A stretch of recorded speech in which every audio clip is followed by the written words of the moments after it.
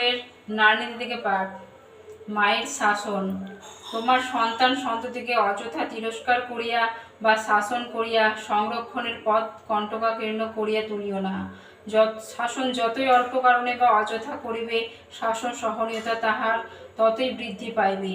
ফলে শাসন তাহাকে আর সংযত করিতে পারিবে না। ইহাতে তাহার ভবিষ্যৎ জীবন অসংযত, দুঃখ দারিদ্র্যময়, ঘৃণিত ও তমসাচ্ছন্ন হইয়া উঠিতে কিছুই লাগিবে না। সহজ শাসন করিও না, বরং বোধকে জাগ্রত করিয়া দিতে প্রয়াস পাও।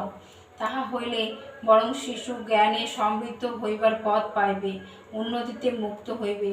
আর শাসন যদি করিতেই হয়, এমন সময় শাসন করিও যখন অন্য রকমে নিয়ন্ত্রিত করার আর সময় নাই বিবেচনা করো।